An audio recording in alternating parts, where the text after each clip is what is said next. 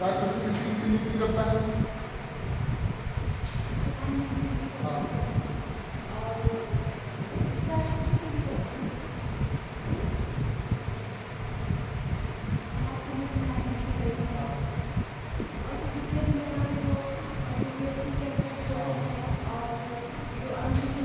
हाँ, सभी आयोग के अध्यक्ष की नियुक्ति करता है। ठीक है, जैसे लोकसेवा आयोग हो गया, ठीक, अन्य पिछड़ा वर्ग आयोग हो गया, SC/ST आयोग के अध्यक्ष हो गए, ठीक, नियंत्रक महालेखा परीक्षक करता है। इस तरीके से उसके पास इतनी पावर दी गई है। और दूसरी रिफाइन पहले उसके बाद में से काम किया। और बाकी हमने बेसिकल सभी लोगों को कहा कि सर राष्ट्रपति जब भी कोई नियम कानून बनता है बिना राष्ट्रपति के हस्ताक्षर से या सिग्नेचर के बिना कोई भी कानून नहीं बनता है। जैसे हमने आपको बताया कि जब हम किसी मुद्दे पे कानून बनाना चाहते हैं तो सबसे पहले हम क्या करते हैं, प्रस्ताव ले जाते हैं। उसी भाई आप अगर छुट्टी लेना चाह रहे हो तो आप हमारे पास क्या लेके आओगे, एप्लीकेशन लेके आओगे। तो जब आप उस चीज़ को लिखित रूप से हमारे पास ले आते हैं तो उसे हम कहते हैं एप्लीकेशन या प्रार्थना पत्र। ठीक, तो वही चीज़ को लिखित जब आप कोर्ट में ले जाएंगे तो उसे कहा जाता है याचिका, ये कहा जाता है। और उसी चीज़ को जब आप लिखित रूप से किसी विधानसभा में या संसद में ले जाएंगे तो उसे क्या कहा जाता है, विधेयक। मतलब विधेयक कोई ऐसा वैसा सब चीज़ नहीं होता है, सेम बातें वही है। अब देखिए चीज़ वही है और हर जगह उसका नाम क्या है, अलग अलग है। यहाँ पर प्रार्थना पत्र है, वहाँ पर याचिका है और वहाँ पर क्या है, विधेयक है। तो वह विधेयक वहाँ के लोगों से पास होगा, फिर दूसरे सभा से जाके पास हो जाएगा।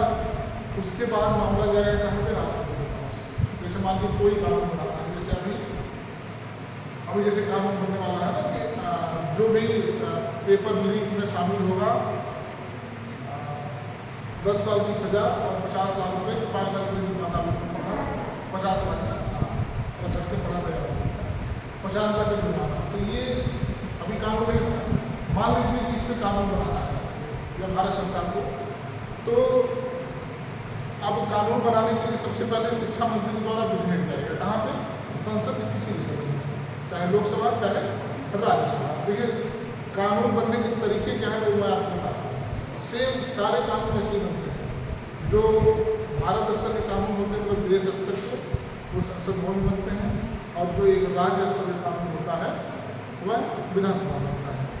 तो अब सवाल आप ये कर सकते हैं कि सर विधेयक कौन ले जाएगा। तो जिस विभाग से संबंधित मामला होता है उस विभाग का जो कैबिनेट मंत्री होता है वो ले जाएगा। जैसे मान लीजिए पेपर लीक का मामला किस विभाग में आएगा, शिक्षा विभाग में आएगा। तो शिक्षा विभाग का जो मंत्री होगा, अभी कौन बना है, प्रहलाद जोशी। तो प्रहलाद जोशी क्या करेंगे, एक प्रार्थना पत्र तैयार करेंगे लिखित रूप से, उसको ले जाकर पेश करेंगे। और अगर वह लोकसभा से पास हो गया फिर वो राज्यसभा में जाएगा, राज्यसभा में भी उस पर चर्चा होगी, वहाँ से भी अगर पास हो गया तब फिर हो जाएगा राष्ट्रपति के पास। अब देखिए राष्ट्रपति के पास आएगा तो 2-3 बातें हैं राष्ट्रपति अगर चाहे तो उस पर तुरंत सिग्नेचर कर दे, चाहे तो ना करें, और चाहे तो उसको वापस कर दे। उसके पास 3 कंडीशन होती है। अब अगर उत्तर दिया कर दे, रोक ले, वापस कर दे। ठीक, 3 कंडीशन भाई। अगर उनके पास कोई चीज गया तो उनके पास 3 चीजें आएंगी। अगर उत्तर देता है तब बात खत्म होगी, और अगर वो रोक लेता है तो रोकने की भी एक समय सीमा है। रोकने की भी एक समय सीमा है, यह है 1 महीना, मतलब 30 दिन तक रोक सकता है। और जब ये रोकेगा तो रोकने संबंधित चीज़ों को यह संसद को सूचना करेगा कि हमने इसको रोक दिया है। भाई कैसे हम जानेंगे कि रोक दिए हैं, या तो वापस कर दो, भाई कर दे साइन, अच्छी बात है, वापस कर दो 2-4-5 दिन वापस हो जाएगा, ये भी अच्छी बात है। लेकिन अगर रोक ले तो आप क्या समझेंगे, तो रोकने पे 2 बातें आती हैं। अब ये सूचना दे देगा कि इसको रोक दिए हैं। राष्ट्रपति के पास 3 प्रकार की वीटो होती है, थोड़ा सा दिमाग में चीज नहीं आ रही है। जेबी वीटो तो हाँ और एक और है नहीं, जेबी वीटो की पॉकेट वीटो। चलिए वो भी हम बता देंगे। तो अब जैसे होता क्या है, जब किसी चीज को कुछ दिन के लिए रोकता है, किसी चीज को जो कुछ दिन के लिए रोकता है, कि हम सोचेंगे समझेंगे तब इस पर डिसीजन देंगे, और किसी चीज को क्या करता है, रोक लेता है, ना तो वापस करता है ना तो जवाब देता है, कुछ नहीं करता है, उसे कहते हैं जेबी वीटो। इंग्लिश में उसको कहते हैं पॉकेट वीटो, मतलब पॉकेट पावर। मतलब ये शब्द कहाँ से आया, कोई चीज़ अपने पॉकेट में रख लिया है, जवाब नहीं देना है। फिलहाल ये उसकी पावर क्या अलग की बात है। अब इतना करने के बाद कानून जैसे राष्ट्रपति का हस्ताक्षर होगा, तुरंत जो है यह कानून बन जाएगा। जब ये कानून बन जाएगा तो तुरंत जो है मंत्रिपरिषद के पास आ जाएगा कि नहीं ये नियम लागू हो गया है। जब ये नियम लागू हो जाएगा मंत्रिपरिषद के पास आएगा, वहाँ से भारत का मुख्य सचिव होता है, पूरे देश के प्रशासनिक का वही मालिक होता है। जैसे गृह मंत्रालय होता है, वो कानून व्यवस्था को बनाए रखना, उसी तरीके से जो प्रशासनिक गृह मंत्री तो राजनीतिक व्यक्ति होता है, उसी तरीके से प्रशासनिक में भारत का मुख्य सचिव होता है, जो प्रधानमंत्री के आसपास सब हमेशा रहते हैं। 5, 7, 8 लोग होते हैं। कोई अतिरिक्त मुख्य सचिव होता है, कोई सहायक मुख्य सचिव होता है, कोई मुख्य सचिव होता है। तो मिला के मंत्रिपरिषद के में जाएगा, उसके बाद वह मुख्य सचिव के पास आएगा। मुख्य सचिव क्या करेगा, भारत के सभी राज्यों के मुख्य सचिव को भेज देगा। भारत के सभी राज्यों के मुख्य सचिव को, हर राज्य के भी मुख्य सचिव होते हैं। देखिए अभी प्रशासनिक चल रहा है, अब उसमें नेता मंत्री का कोई काम नहीं है। भारत का मुख्य सचिव प्रदेश के सभी मुख्य सचिवों को भेज देगा। ये नियम आपको लागू करना है। और जो हर प्रदेश का मुख्य सचिव होगा, वह आपको जैसे मान लीजिए उत्तर प्रदेश में आ गया, तो उत्तर प्रदेश का मुख्य सचिव एक है जो कि मुख्यमंत्री के आसपास रहता है। वह क्या करेगा, उत्तर प्रदेश के 75 जिलों में जो डीएम है उनको भेज देगा। डीएम जो होता है जिलाधिकारी, वह है उत्तर प्रदेश के मुख्य सचिव के प्रति उत्तरदायी होता है। मतलब यह अपना सवाल जवाब और अपना रिपोर्ट उन्हीं को देता है। तो जो उत्तर प्रदेश का मुख्य सचिव होगा, वह क्या करेगा, जिले के सभी डीएम को पालन कर देगा कि ये चीज़ें आ रही है। और डीएम क्या करेगा, डीएम जिले का मालिक होता है, जब डीएम के पास आ जाएगा तो डीएम अपने से ऊपर एडीएम, एसडीएम, तहसीलदार, नायब तहसीलदार, कानून को उसके बाद नीचे लिखना, ये प्रशासन का तरीका होता है। तो इस तरीके से हमारा काम बनता है। एक चीज़। दूसरी चीज़, कभी कभी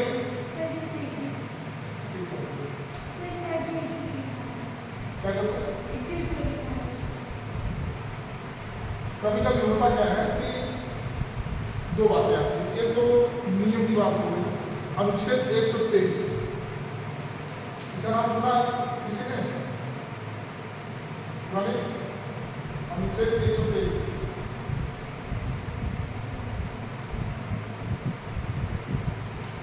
सुनिए ना, चलो देखिए दो चीजें हैं। कानून बनने के लिए संसद सत्र का चलना बहुत जरूरी है। संसद का चलना बहुत जरूरी है। जैसे मान लीजिए इस समय मानसून सत्र चल रहा है, तो नकल वाला जो नियम है फटाफट इसको राज्य पारित कर दिया जाएगा। लेकिन मान लीजिए कि अभी अगर अगस्त चल रहा है, 15 दिन के बाद अगर मानसून सत्र हमारा समाप्त हो जाता है, और मान लीजिए सितंबर में अगर नियम कानून बनाना है, नकल विहीन कानून बनाना है या पेपर लीक विहीन कानून बनाना है, तो कैसे बनेगा? नहीं बनेगा भाई। जब तक संसद का सत्र नहीं चलेगा, आप देखे होंगे सत्र के समय सभी सांसद वहाँ पर उपस्थित होते हैं, और बाकी टाइम वो अपने क्षेत्र में क्या करते हैं, अपना प्रचार प्रसार अपना जिम्मेदारी करते हैं। तो ऐसे कंडीशन में आप बताइए क्या होता है। तो मान लीजिए कि संसद का सत्र नहीं चल रहा है और किसी मुद्दे पर कानून बनाना अनिवार्य है, मतलब त्वरित, तो क्या होगा, कैसे वही कैसे बनाएंगे?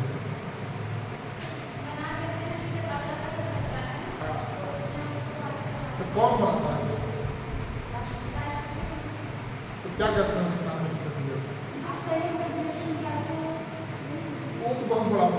जब वो संयुक्त अधिवेशन तब बुलाया जाता है जब दोनों सदनों में कोई गतिरोध हो जाता है, मतलब नहीं जम रहा है, हमारी बात नहीं मानेंगे, तो जब असमंजस रहता है, मतभेद हो जाता है, तब दोनों सदन की संयुक्त बैठक बुलाई जाती है। दूसरी बात है, चलिए ठीक है, स्वागत में प्रयास किया। तो जैसे ये होता क्या है, अनुच्छेद 123 के तहत राष्ट्रपति को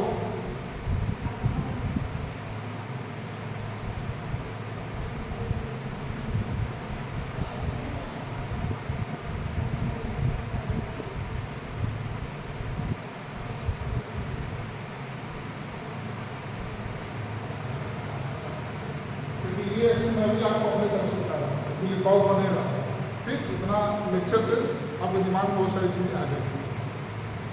अब जब अगर सत्र नहीं चल रहा है तो अनुच्छेद 123 के तहत राष्ट्रपति को अध्यादेश जारी करने की स्वीकृति दी गई है। ऐसी कंडीशन में जब हमारा सत्र न चल रहा हो, ठीक है, जब हमारा सत्र न चल रहा हो और किसी मुद्दे के कानून बनाना अनिवार्य होता हो, तो राष्ट्रपति को यह शक्ति दी गई है कि वह तुरंत कानून बनाकर, मतलब वह अध्यादेश जारी कर देगा, कानून नहीं बनाएगा, वह क्या करेगा, अध्यादेश जारी कर देगा कि नहीं, आज से जो भी पेपर लीक में शामिल होगा उसको 5 साल की 10 साल की सजा और 5 लाख का जुर्माना, इतना जारी करके सेम प्रक्रिया फिर वही आ जाती है, मंत्रिपरिषद के पास आएगी, भारत का मुख्य सचिव, प्रदेशों के मुख्य सचिव और हर जिले के डीएम के पास।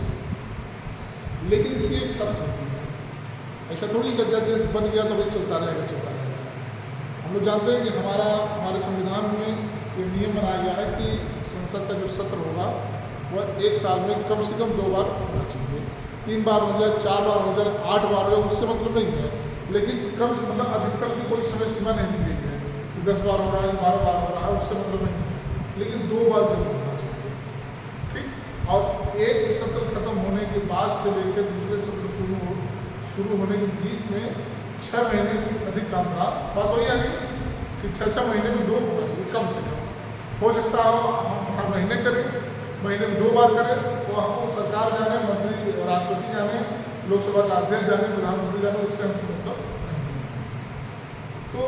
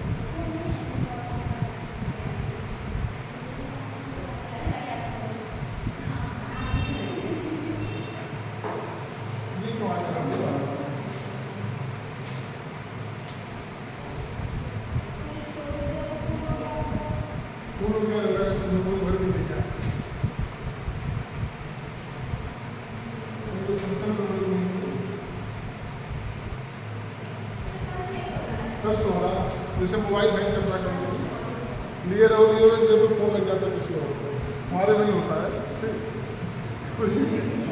है। तो हाँ, तो इसी जगह हैंग कर रहा है, अगर संबंध कर रहा है तो जब मोबाइल हैंग करता है तो अजीब जगह फ़ोन लग जाता है, पता लगा फ़ोन लगा रहे हो नानी को और लग जाता है मामी को, मतलब वो अपने हिसाब से ले लेता है, कहाँ लग जाएगा, किसको कनेक्ट हो जाएगा, फिर पता नहीं लगता है। और फंक्शन भी आप खोलेंगे फेसबुक आ जाएगा, व्हाट्सएप, बात वही है। हम लोग खोल रखते हैं इसको, हमको लग रहा है कि ये जो हम लोग उसको सेव करते हैं, सेव करते हैं, फाइल सेव करते हैं, वो फुल हो जाएगा, लग नहीं रहा है। तो ये समझ में आ गया सबको। देखो लेक्चर से आपको फायदा ये होगा कि कभी कभी चीज़ें लिखी हुई दिमाग में नहीं रहती, जो मैं जानता हूँ, जो मैं समझता हूँ। अब इतना चीज़ इस किताब में नहीं दिया है, इतना चीज़ इस किताब में नहीं दिया। अभी धीरे धीरे आपको राष्ट्रपति बताएगा, उसके कार्यकाल बताएगा, उसके बाद उसका मुझे पावर बता देगा, करेगा। तो ये इस तरीके से कानून होता है।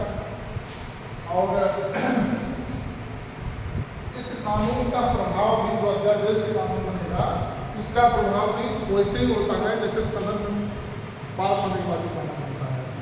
अब इसकी शर्त क्या है? इसकी शर्त ये है कि मान लीजिए कि अध्यादेश जारी हो गया, तो ऐसा नहीं है कि 2 साल 3 साल चलेगा, नहीं। अगली बैठक जब भी होगी संसद की, जब बैठक अगली होगी, जैसे अभी मानसून की हो गई है, अगली शीतकालीन होना तय है, अगली शीतकालीन होना तय है। तो उस जब भी कभी संसद का सत्र चलेगा, तो उस सत्र में इस विधेयक को पास करना पड़ा। अब सवाल ये भी आप पूछ सकते हैं कि सर अगर नहीं पास हुआ तो, अगर भाई ये भी तो हो सकता है ना कि कोई भी कानून तब बनता है जब दोनों सदनों में उपस्थित 2/3 बहुमत होता है। 2/3 मतलब कि अगर एक चीज़ हो जाती है, कोई सत्र, संसद का सत्र, जैसे हमने आपको बताया कि जब सत्र चलता है तो सारे सांसद वहाँ रहते हैं, बाकी उन्हें क्षेत्र में प्रचार करते हैं। तो सत्र चलने के लिए कितने सांसदों की आवश्यकता होती है, ये बहुत महत्वपूर्ण सवाल है कि कितने। भाई मान लीजिए 546 लोकसभा के सदस्य हैं, है ना, कितने हैं? 545 जो भी है, चलिए मैं काम करते हैं, इसका 10% कितना हो गया? 54 आएगा ना, लगभग 10%। अब मान लीजिए कि सत्र चल रहा है, तो मानसून सत्र चलने को कहा गया, सभी सांसदों को बुलाया गया, कोई नहीं आया, या तो क्या होगा? नहीं चलेगा। लेकिन अगर 54 सांसद भी आ गए तो लोकसभा का सत्र चलेगा। मतलब कि लोकसभा सत्र चलने के लिए कुल सीटों का लगभग 10% सदस्यों का होना अनिवार्य है। कुल सीटों का लगभग 10% सदस्यों का होना अनिवार्य। जैसे मान लीजिए राज्यसभा में कितने हैं? 250 है, 250 है ना, इसका 10% कितना होगा? 25। तो आप पता लगे कि सत्र चल रहा है और सांसद नहीं है, तो सत्र का नहीं चलेगा, नहीं चलेगा। अगर 24 है, 23 है तो नहीं चलेगा, लेकिन अगर 25 है और लोकसभा में 54 है तो चलेगा। ठीक। अब मान लीजिए कि अगर 10% लोग आए हैं, इसीलिए उसमें लिखा है नियम कानून बनाने के लिए उपस्थित सदस्यों का 2/3, उपस्थित सदस्यों का 2/3 से कोई विधेयक कानून बन जाता। मान लीजिए कि कितने सदस्यों में 54 आए लोकसभा में और 25 आए इसमें, और ये मेकर वाला विधेयक अलग है उसमें, तो तब क्या कानून बनेगा? बनेगा ना भाई। हमें वो 540 मतलब नहीं है, हमें मतलब इससे जो उपस्थित हुए हैं उनमें 2/3 लोग इस कानून के फेवर में, पक्ष में। ठीक। तो 2/3 का कैसे हो जाएगा? कितना? 54 है, 15 दूनी 30, 15 3 45, लगभग 36 हो जाएगा। 2/3 मिला है, 15 दूनी 30, 31 32 आएगा, 36 हो जाएगा।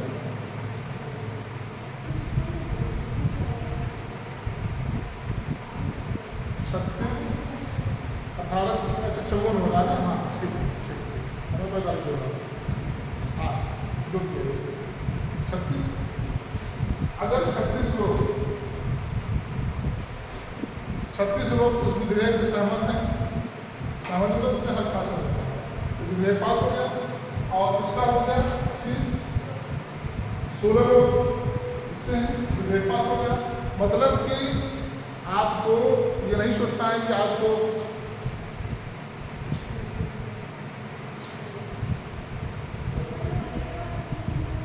उदाहरण देता हूँ।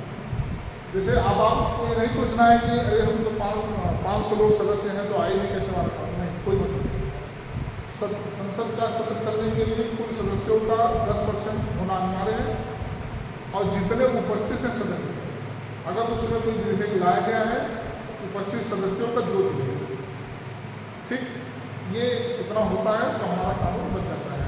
तो ये जो क्या चीज़ कौन नहीं करेगा? अरे पागल, नहीं करेंगे तो 2/3 लोग करेंगे कि नहीं करेंगे? हाँ, तब नहीं पास होगा, तब नहीं पास होगा, नहीं तब नहीं पास होगा। हमें यही बताया आपको ना कि कम से कम 36 होना चाहिए और इसमें 16, अगर इसमें 35 होगा, इसमें 15 होगा तो नहीं होगा। भाई उसका नियम है ना, जितने उपस्थित हैं 2/3 इनको चाहिए। और उपस्थित मान लो, आप ऐसे समझो, मान लो इसमें 100 उपस्थित हो गए और इसमें मान लो 50 उपस्थित हो गए, तो बात उसकी हो गई ना। तो मामला सीधा क्या हो जाएगा? 100 का कितना हो जाएगा? 66, ठीक, और इसका हो जाएगा आपको लगभग 35 जाएगा, चलिए ठीक। तो इसका 2/3 तो मिला के जितने उपस्थित सदस्य हैं उनका 2/3 सहमति होनी चाहिए, तभी कोई कानून बनता है, अन्यथा वो नहीं बनेगा, वापस हो जाएगा, फिर पेश होगा। कब पेश होगा? जैसे मान लो शिवानी स्वाति मुकर गई, नहीं साइन किया, हम साइन नहीं करेंगे, तो जो मंत्री होता है भाई, जो प्रधानमंत्री है वो मंत्री को छोड़ के ये कानून बनाओ कुछ को, तो फिर मंत्री क्या करेगा? स्वाति को शिवानी को मिलाएगा, आइसक्रीम खिलाएगा, ठंडा उंडा पिलाएगा, अपने घर का चाय पिलाएगा, उन्हें जैसे मान जाए। नहीं मानती हो तो 2-4 करोड़ आपको देने को तैयार करेगा, फिर भी नहीं मानती हो तो 10-20 करोड़ से आपको खरीद देगा, और फिर भी अगर आप नहीं मानती हो तो आपके बच्चों को अपहरण करवा दो, किसी गुंडे से अपहरण करवा देगा। और कहीं पिक्चर देखती हो ना फिल्मों में, ये तो हमने आपको तरीका बताया। तो ये मंत्री के ऊपर डिपेंड करता है भाई, जैसे वो बात रही ना कि मान लीजिए नहीं हो पा रहा है और 2 लोग कह रहे हैं हम कर रहा हूँ, उन्हीं को रोक लिए रखा हुआ, या तो क्या ऐसे जाने तो ये 2 नहीं कर रहे हैं, तो जो 4 लोग अभी संसद में सब उपस्थित नहीं है साथ उनको खोज के ले आएगा, 2 नहीं कर रहे तो 4 आ जाएगा, तो मिला के हो जाता है। तभी तो आप देखे होंगे कि अभी जो महिला आरक्षण वाला मामला चल रहा था, महिला विधेयक आरक्षण का पास नहीं हो पाया। क्यों नहीं हो पाया? क्योंकि उसमें सिस्टम बड़ा गलत था। महिला आरक्षण पास है पहले से, इनका ये कहने का मतलब था कि जितना है उसमें महिला को नहीं देंगे, हम लोकसभा की सीट बढ़ा के 755 करेंगे या 85 करेंगे, ऐसे कुछ नहीं बताएगा। हम लोग अपने सुविधा के कार्य के बारे में नहीं जानते। अभी आप देखे होंगे जब शीतकालीन सत्र चल रहा था, एक बहुत महत्वपूर्ण विधेयक सत्ता पेश किया गया जिसको हम कहते हैं महिला आरक्षण विधेयक। उसमें यह था कि 50% महिलाओं को हर जगह आरक्षण देने की बात थी, लोकसभा में, विधानसभा में, नौकरी में नहीं, सर नौकरी में 35 तो है ही, 50% की बात कर रहा हूँ। बीजेपी ने दिमाग लगाया, बीजेपी ने कहा कि अब अगर आपको 50% देना है तो जितनी सीटें उसी में से दीजिए आप। ये कहा कि नहीं, हम क्या करते हैं, हम लोकसभा की सीट बढ़ाएंगे, लोकसभा की सीट बढ़ा कर तब उनको आरक्षण देंगे। ऐसे समझिए आप कि मान लीजिए चलिए हम 550 की बात करते हैं। अगर 550 लोकसभा की सीट है और अगर महिलाओं को आरक्षण देना है, कितना हो गया? 275 महिला का हो गया, ठीक, 225 होगा, कैसे 225? 550 का आधा कितना होगा? कितना होगा? 250, 500 का आधा 250, फिर 50 का आधा 25 करो, 275 होगा ना। 275 महिला बनेगी। अब इनके लिए कितना बचा? 275 ही पूछ लीजिए। तो इन लोगों ने कहा कि नहीं, हम एक काम करते हैं, हम लोकसभा की सीट बढ़ा करके 700 कुछ, पता नहीं 700 कुछ या 800 कुछ नहीं आ रहा है, 750 हम कितना करेंगे? 750 करेंगे। और हर राज्यों में लोकसभा की सीटें बढ़ा देंगे। जैसे हमारे यहाँ 80 है तो शायद 112 हो रही है। और जहाँ जहाँ से बीजेपी कमज़ोर है जिस राज्य में, वहाँ पर लोकसभा की सीटों बढ़ाने का प्रस्ताव रखी कि जहाँ पे 15 है वहाँ पर 22 कर, मतलब ऐसे ऐसे करके पूरा लोकसभा की सीटों की जो संख्या कितनी कर रहे थे, लगभग 750 है। अब आप समझिए, और आरक्षण के पालन नियम किस पे ले आ रहे थे? 550 पे आप ले आएंगे, महिलाओं को कितना मिलेगा? 275, ठीक। और आपको कितना मिला? अब 750 में 550 माइनस करो,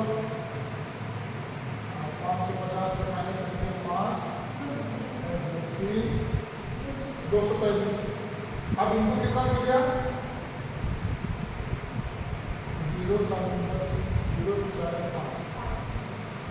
पुरुषों कितना मिला? 500। महिलाओं कितना मिला? 275। नुकसान कितना हो गया इनका? सिर्फ 50। गणित समझ रहे ना? ये कहे कि हम महिला आरक्षण ले आ रहे हैं 50%, उसमें 2 विधेयक जोड़ दिए, एक महिला आरक्षण का, एक लोकसभा सीट की वृद्धि का। महिला आरक्षण का जो उन्होंने जो 50% किया वो इसने किया, मतलब 552 पे 552 है, तो कहे कि इसमें हम आरक्षण लागू करेंगे तो इसको हम बढ़ा देंगे। तो इसमें आरक्षण लागू हुआ 550 तो 275 हो गया, 275 पुरुष, 275 महिला। और उसके बाद जो प्लस है कितना? 235 है, वो प्लस किसमें चला गया? पुरुष। 235 से 275 कितना हो गया? 500 या जो भी शायद।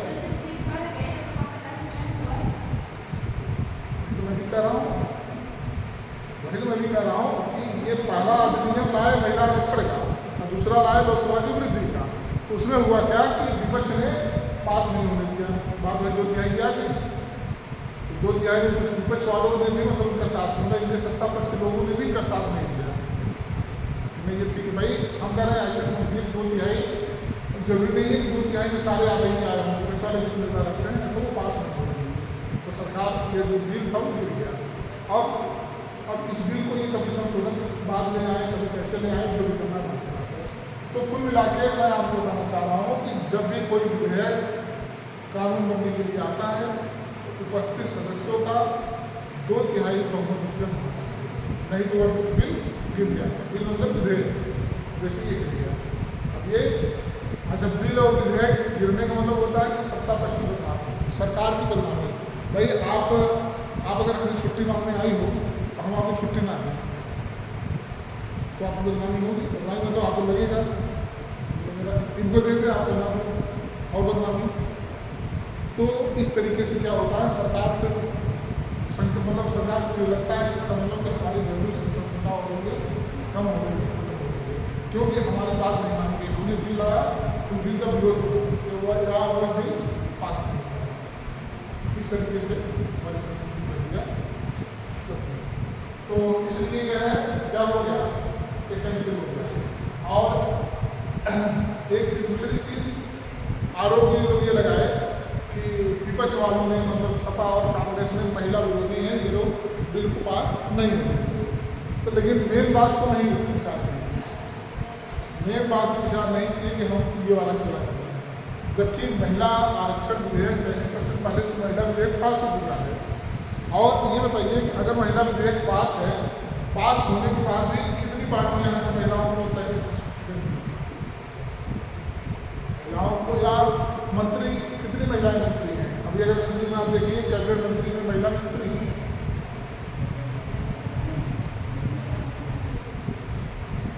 कहीं तो है केवल, ठीक। तो बात तो ये सबसे आइए थोड़ा सा अच्छा से बढ़ते हैं।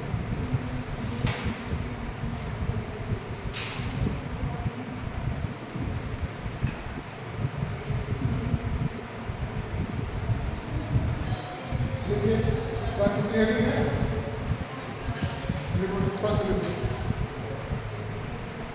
राष्ट्रपति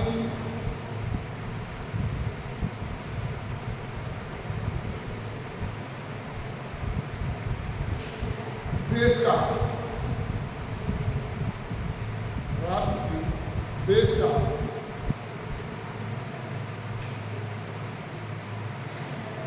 सर्वोच्च पद है।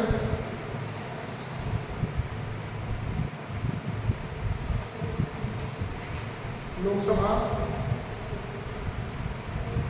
राज्यसभा,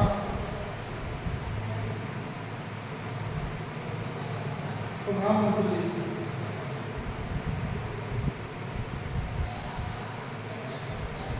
मंत्रिमंडल, ये सब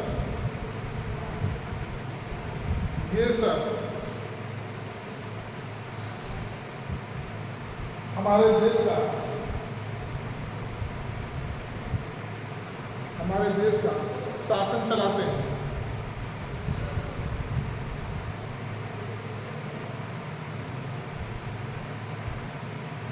लेकिन पूरे भारत के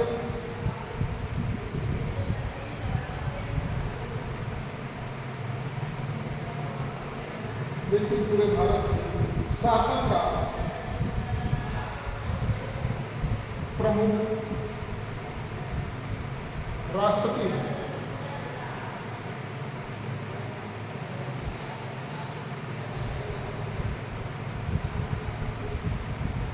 वह भारत का प्रथम नागरिक होता है।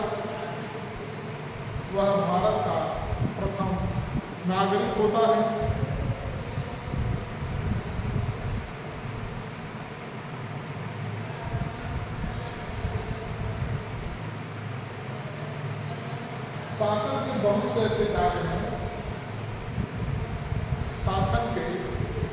ऐसे कार्य हैं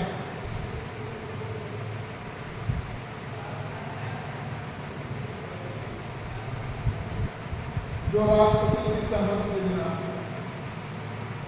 जो राष्ट्रपति के बिना नहीं हो सकते।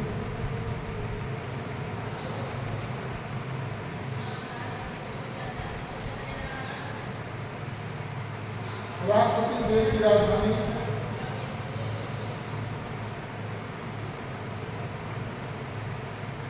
दिल्ली में राष्ट्रपति भवन में रखता है।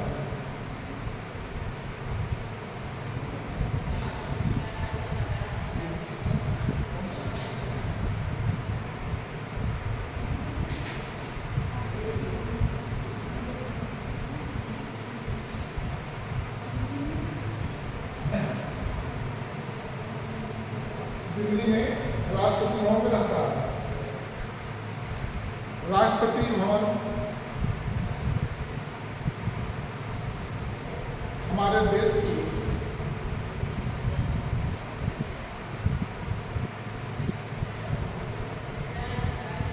बहुत सुंदर इमारत है।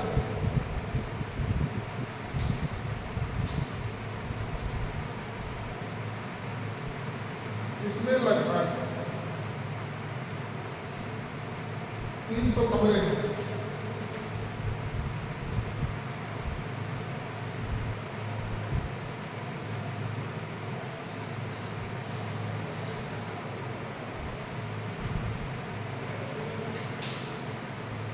राष्ट्रपति भवन का जो उद्यान है वह एक तरीके का विश्वविद्यालय है।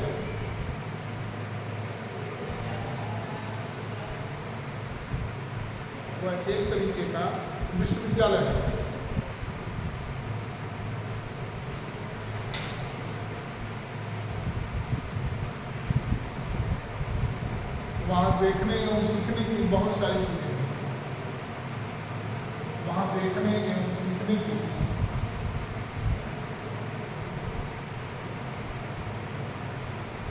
बहुत सारी चीजें।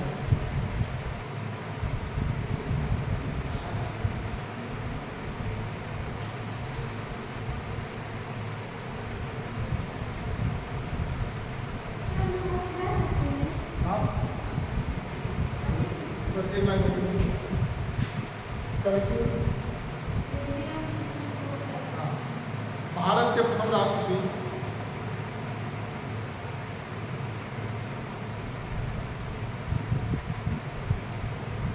कौन थे?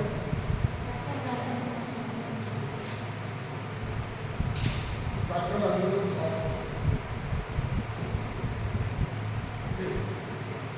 हाँ क्या पूछ रहे थे?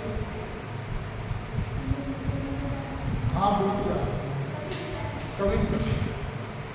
बस ये है कि आंदोलन ना होता रहे, कर्फ्यू ना लगा हो, कोरोना में लॉकडाउन में लगा हो, मतलब ऐसे आप दिल्ली जाओ तो राजनीति भवन आप देखने जा सकते हो। ठीक, अब सोचो 300 कमरे वहाँ पे हैं, 300 कमरे में क्या क्या कौन रहता होगा? राष्ट्रपति बेचारी एक ओडिशा की हम लोग हैं, एक किसी कमरे में रहती होंगी, बाकी जो देशों में रोज जाके सोएंगे। एक बार अलग अलग जगह पर रोज सोएंगे तो रोज नींद नहीं आएगी, जब आदमी की जगह बदलती है। और किसकी? जो थोड़ा ठीक ठाक हो, मजदूरों की नहीं। मजदूर बेचारे जहाँ लेटे तो वहीं सो जाते हैं, ठीक ठाक मतलब हम जहाँ आप अपने घर में सोती हो, अपने घर में आप जहाँ सोती हो, अगर कोई आ जाए उसको वहाँ सुना, आपको दूसरे को मदद कर दिया जाए। कहीं आप सोते सोते उठ के बैठ जाओगे तो कहीं आपको शंका रहेगा, कहीं अच्छा काट रहा है, कहीं शंका बना रहेगा कि चिट्ठी काट रही, मतलब कुछ न कुछ बुरा बात दिमाग में आएगा और आपको नींद नहीं आएगी। फिर लगेगा चाहिए कहीं तकिया नहीं है, फिर लगेगा कि बिस्तर सारा बड़ा घट रहा है, दब रहा है, कुल मिला के आपको 1 दिन 2 दिन में नहीं आएगी। और अगर राष्ट्रपति ऐसा करेंगे तो 300 कमरे हैं तो उनको साल में नींद नहीं आएगी। तो कमरे जो हैं वहाँ पर सारे बने हुए हैं भाई, एक तरीके से आवास मुझे दिया गया है।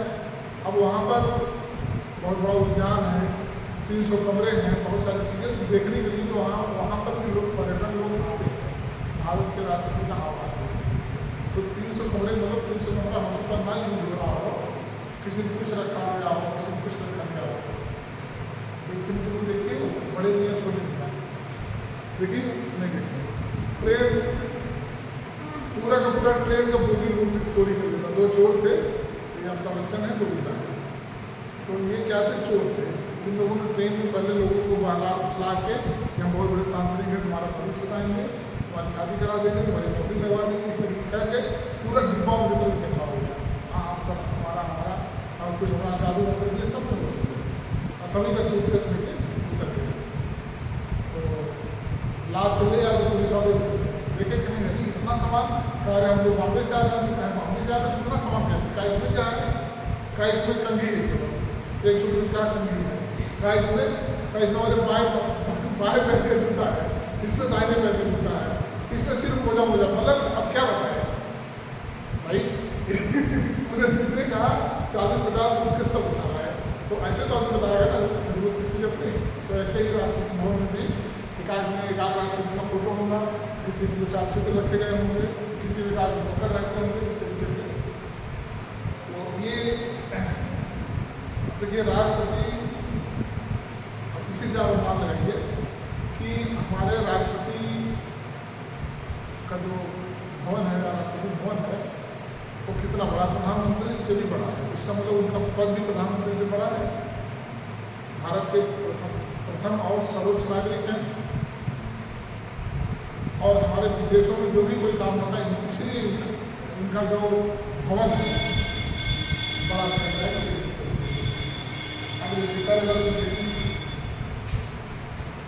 भारत के राष्ट्रपति का निर्वाचन,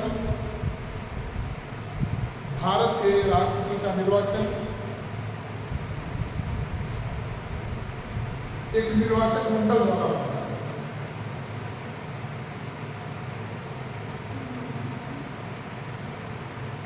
एक निर्वाचन मंडल द्वारा होता है। इस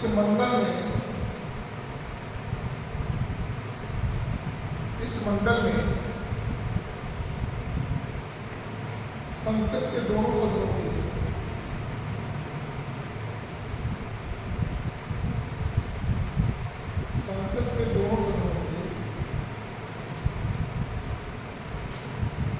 निर्वाचित सदस्य, संसद के दोनों सदनों के निर्वाचित सदस्य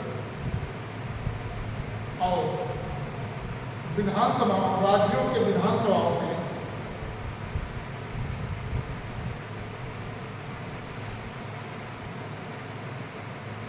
निर्वाचित सदस्य होते हैं। कल हमने एक चीज में गलत कर दिया था, 25 लिख रहा था। कल मैं निर्वाचन मंडल पढ़ा रहा था ना, मैं लोकसभा के निर्वाचन, राज्यसभा के निर्वाचन, इन्होंने विधान परिषद में लिखवा दिया था। तो देखिए क्या था, हाँ तो वो गलत है, दिमाग नहीं आया तो गलत है। मतलब इसमें हाँ, इसमें मतलब राष्ट्रपति के निर्वाचक मंडल में विधान परिषद के लोग शामिल नहीं होते। कौन कौन होता है? लोकसभा के निर्वाचित सदस्य, राज्यसभा के निर्वाचित सदस्य और विधानसभा। विधान परिषद वाले इसमें शामिल होने थोड़ा से नहीं आना चाहिए। चले, हो गया?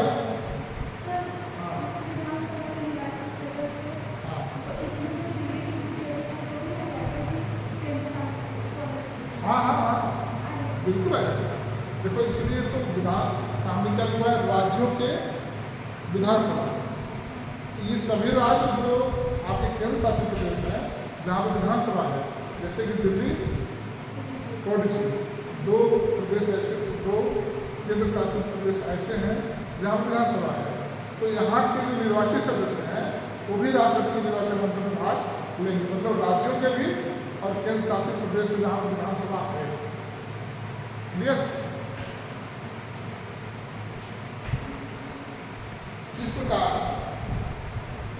भारत का राष्ट्रपति अप्रत्यक्ष रूप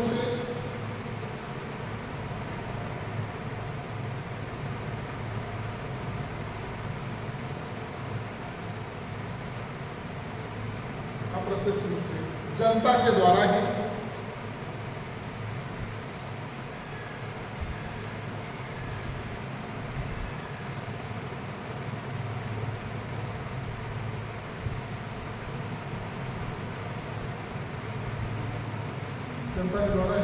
चुना जाता है।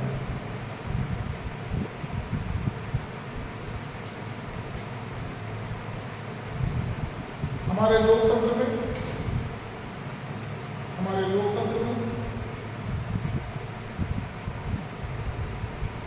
कोई भी स्त्री पुरुष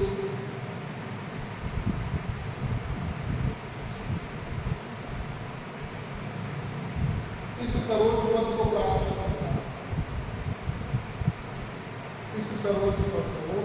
कर सकता है।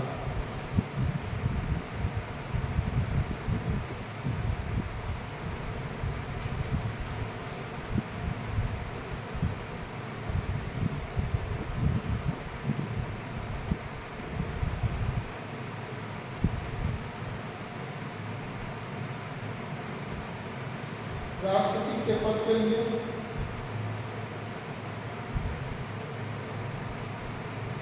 आवश्यक योग्यताएं इस प्रकार हैं।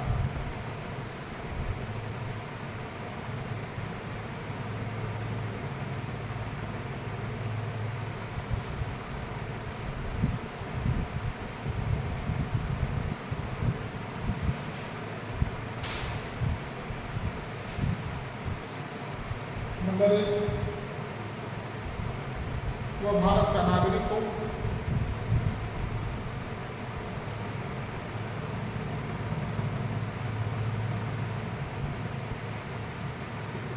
नंबर 2, कम से कम 35 वर्ष की आयु पूरी कर चुका हो।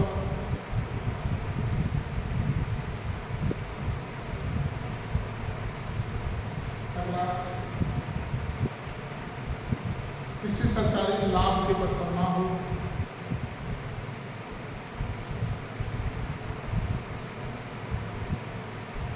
और अगला, लोकसभा सदस्य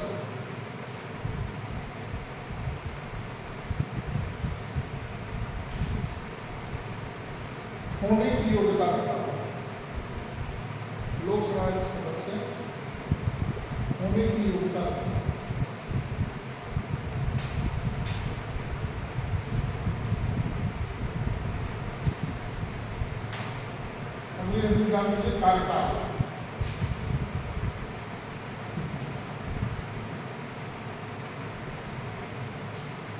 कार्यकाल में कुछ हो